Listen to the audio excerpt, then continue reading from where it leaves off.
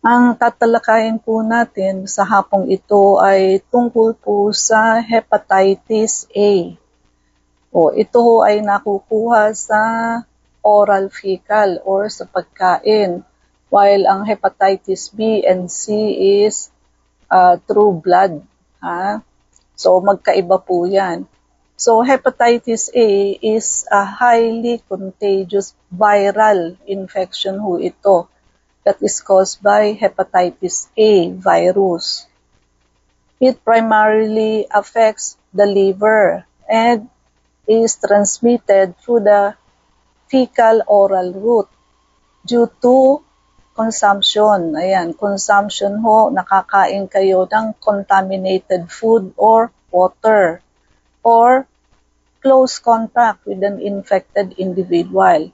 Unlike some other forms of hepatitis A does not lead to chronic liver disease.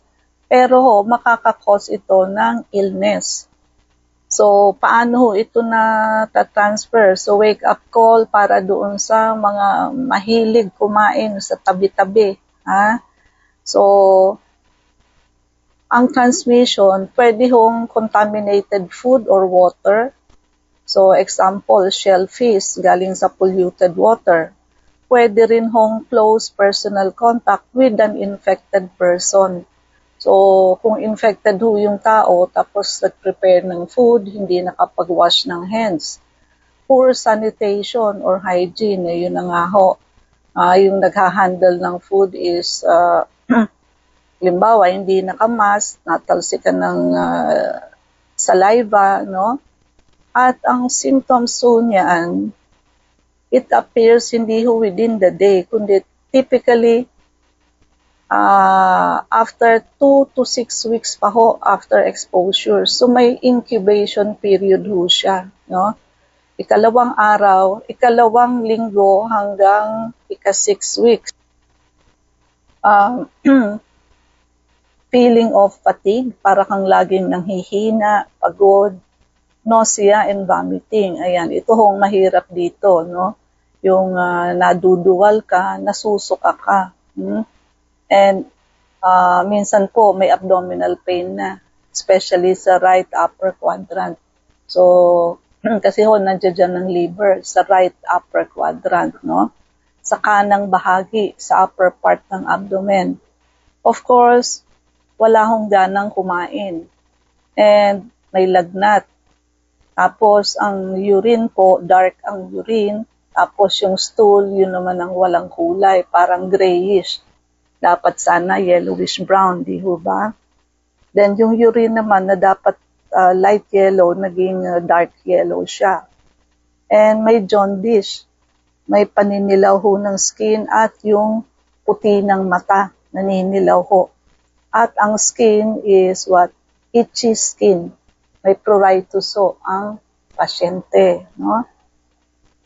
Now, for diagnosis, kailangan hong magpa-hepatitis A profile. HAV IgM antibodies indicates recent infection, while HAV IgG suggests past infection or vaccination. Kaya, wag ho kayong kumain sa tabi-tabi. Hindi naman ho kailangang mahal ang kainin nyo, basta malinis. Kaya mas maganda pa nga ho, magbaon na lang kayo no? Kasi ho, alam nyo kayo ang nag-handle ng food. Alam nyo hong malinis, no? At wala ho kasing specific treatment ang hepatitis, no? Kahit ho sa hepatitis B and C, wala din, no? Basta ho virus, medyo hindi ho ganun karami ang ating antiviral agent. At ang management ho niyan palaging supportive lang, no? Adequate hydration, kasi nga ho, yung suka at diarrhea, pahinga, which is rest, and avoiding alcohol and hepatotoxic medication. So, wag hong iinom ng alak, kasi toxic ho siya sa liver, liver na nga ho ang tinamaan, no? And sabi ko nga sa inyo, Di ba? Sa mga past discussion natin. Hindi bali hong diarrhea. Pero kung yung diarrhea may kasama hong vomiting, wala ho kayong laban doon. Magpapa-hospital kayo. Bakit? Hindi ho kayo makakapagpainom ng gamot eh. So, yung gamot hong iinumin ninyo is, ayun ho, no, isusukan nyo rin. Kaya, hindi ho kayo makakapag-oral rehydration. So, it should be an intravenous hydration. At for prevention, vaccination, no, yung hepatitis A vaccine, highly effective ho yan. And it is recommended for travelers to endemic areas, individual with chronic liver disease, at yung mga tao at higher risk due to occupation or lifestyle. Yun nga hong sinasabi ko sa inyo, mahilig kayong magkakain sa mga tabi-tabi, turo-turo, tusok-tusok. Diyan ho sa University Belt, may HEPA lane po dyan. Pwede kayong makakuha, no? At sa hygiene, yung mga may improper hand washing after using the restroom and before handling food. So, yun ho bang hindi naghugas ng kamay after mag-CR, humawak ho yan ng handle ng pinto ng CR, no? Kasi sabi nga natin fecal oral route. Halimbawa ho sa labas inabutan ng bowel movement o di nag-tissue lang ho yan, pamunas. Tapos ayun, sa pagmamadali nakakalimutang magsabon ng kamay, no? Kasi nga hindi hygienic yung individual. So actually, kahit nag-bowel movement kayo or ihi lang, kailangan nyo mag-wash ng hands. No? So, kasi yung pintuan, naghawak kayo niyan. Plus, kaya mas maganda yung pwede mong ipambukas sa gripo or sa faucet, yung pwede nyong sikuhin lang na hindi nyo nahahawakan. O di kaya, hugasan nyo yung hawakan. Kung may sabon kasi, nag-wash na ho kayo ng soap and water, tapos isasara nyo yung faucet, o yung faucet ho contaminated, di ganun din ho. So, kailangan yung hahawakan nyo, after nyo i-open yung faucet, kailangan ho yun malinis. So, kayo na lang ho maglinis, sabunin ninyo if there is sabon, no?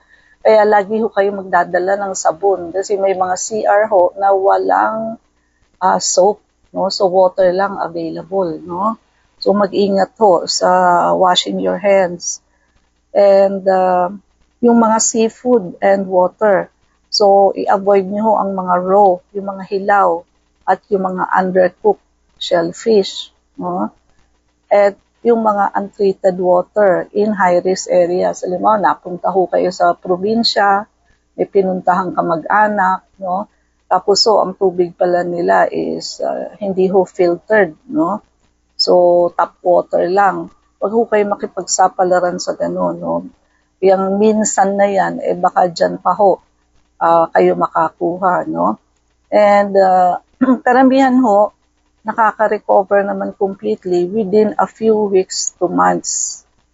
May mga rare complication din ho ito tulad ng fulminant hepatitis, which is acute liver failure, particularly ho sa older adults and those with underlying liver disease. So, kumbaga, may dati na ho silang liver disease, tapos sila pa yung medyo tinamaan ng hepatitis A. So, kaya nga ho, mas common ito sa older adults kasi medyo mahina na ho ang immune system niyan, no? Ang Hepa A ho is prevalent worldwide. But yung incidence niya ho ay iba-iba rin, no? Sa age group, sa mga endemic areas, most infections, they occur in childhood. At kadalasan ho, asymptomatic. Sa mga low prevalence region, ang outbreak ho often occurs among unvaccinated adults or travelers. At yung outbreak, nalilink ho yan sa contaminated food, which is yung handler, infected food handler, shellfish or produce, no? So, Kaya ho, kung restaurant ang business ninyo, hindi ho kayo pwedeng tumanggap staff na hindi nyo pinatest sa HEPA-A and also PTB, no? Kasi magha-handle ho sila ng food, no? And yung mga homeless population and individuals using injectable drugs are also at risk. After ingestion, after makain ho yung eggs ng HEPA-A, maa-absorb ho yan sa intestines natin at matatransport ho yan papuntang liver via yung dugo ho, bloodstream. Now, again, yung virus magre-replicate ho in hepatocytes. Liver cells ang hepatocyte. So, mag-multiply ho yan at ma-excrete ho yan into the bile, leading to fecal shedding. And liver damage is immune-mediated, that is caused by body's immune response rather than directly cytotoxicity. Ang mga komplikasyon ho, nare-resolve without long-term consequences. Complication can occur, especially sa older adults, or doon ho sa may mga pre-existing sakit sa liver. Number 1 ho is fulminant hepatitis. Rare ho siya but severe ang complication characterized by acute liver failure. Imagine niyo na hepa lang kayo, no?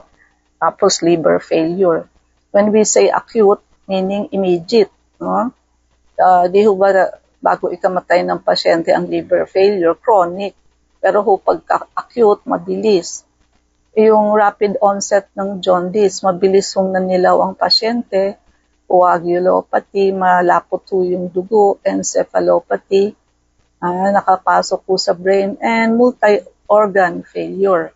Secondly, cholestatic hepatitis, prolong ho ang jaundice nito, paninilaw at pangangati due to may obstruction ho sa bile. And it is lasting for several months. Relapsing hepatitis, so symptoms ho temporarily resolved, temporarily ho, pero babalik din ho within weeks, kaya nga ho relapsing hepatitis. At yung mga relapses are self-limiting. Prolonged fatigue, yung post-infection fatigue can last 2 weeks or months. Sa laboratory test, anti-HAV IgM, detectable early in the disease, and nagpo-confirm ho yan ng active infection. Now, anti-HAV IgG indicates past infection or successful vaccination. Now, sa liver function test, elevated ho ang SGPT and SGOT, no? Elevated ang bilirubin, usually sa symptomatic cases, pagka ho nanilaw. Ang risk factor, yung mga international travel ho, yung mga mahilig magbiyahe. Consumption ng mga untreated water, yung mga tap water, makikiinom kayo kung saan-saang bahay, no? Close contact with infected person. So sa mga daycare setting, sa household, poor sanitation or hygiene practices, especially washing the hands. At high-risk occupations tulad ng healthcare workers and food handler. Other prevention tips, tandaan nyo ho, for food safety, i-avoid nyo ang raw or undercooked seafoods. Drink only bottled water when traveling. Wash hands thoroughly with soap and water after using the bathroom and before eating. Kung ano-ano na ho ang inahawakan ng kamay ninyo bago kayo kumain. And of course, vaccination. This is essential for travelers, healthcare workers, and individuals with chronic liver disease. So, yun na nga ho. Huwag kong kumakain sa tabi-tabi. Huwag kong kumain ng street foods. Hindi bali na kung kumain kayo, kung kagipitan, yung sa mga affordable ho na fast food chain. wag po kasi turo-turo at kung yan ay nilangaw na, so kung yan na anuhan na ho, no, na lagyan ng saliva ng food handler, no. So hindi ho kayo sigurado, kaya nga may tinatawag ng HEPA lane diyan sa recto, Karamihan ho nabibiktima estudyante kasi nga ho university belt 'yan, no. At syempre estudyante nagtitipid, ayan, magtutusok-tusok ho yan ng kung anong street foods na. And wake up call po sa mga may diabetes and sa mga gusto hong pumayat. May bago ho tayong napaka-effective na treatment. Sigurado hong maibababa ang sugar nyo agad at yung mga gustong pumayat, talaga hong papayat kayo without any effort. But, Dok, tanong ni 5261. I am 71 years old. Results of microscopic examinations, RBC 5 to 8 HPF, puzzles 24 to 26 HPF. Please explain and help. Wow, pinag-explain ka talaga. Okay, siguro hindi nyo napakinggan yung, may topic ho tayong pag-interpret ng urinalysis Kung napakinggan nyo yun, marunong na kayo mag-interpret niyan, no? So, yung WBC ho ninyo, masyado hong marami yung infection ninyo. So, marami ho yung UTI ninyo. Tapos, medyo above normal din ho yung inyong red blood cell, RBC. So, it's either may kidney stone ho kayo or may infection ho kayo umabot sa urinary bladder, no? So, cystitis. So, cystitis or kidney stone ho pagka may dugo ang ihi, no? So, kailangan nyo hong magamot, mapainom ng pangtunaw ng kidney stone and marami na ho kaming natunaw na kidney stone, no? At yung infection ho sa ihi, kailangan nyo ng antibiotic. So, magpalista ho kayo ng check-up sa amin. Hindi ho namin kayo magagamot ng ganyan, no? And ang mga UTI ho and kidney stone, pwede ho yung mauwi sa pagkasira ng kidney, pagka ho paulit-ulit at hindi nagagamot, no? So, walang tayong oras. Mangyari po lamang na kayo magpalista kung kayo ay magpapacheck up. So, Unit 1101, Clinica Medica 101, Centuria Medical Makati, Salamanca Street, corner Kalayaan Avenue, Makati City. So, ang landmark ho natin is along Makati Avenue, yung corner General Luna Street. Everyday ho bukas ang clinic, pati na rin Saturday and Sunday, and even holidays. Kailangan lamang ho magpalista kayo ahead. IB ang mga numero. Pwede po kayong tumawag sa 546-9412, 0922-875-2899. Pwede rin po kayong mag-text sa 0925-896-1689 at 0917-810-6169. Prevention is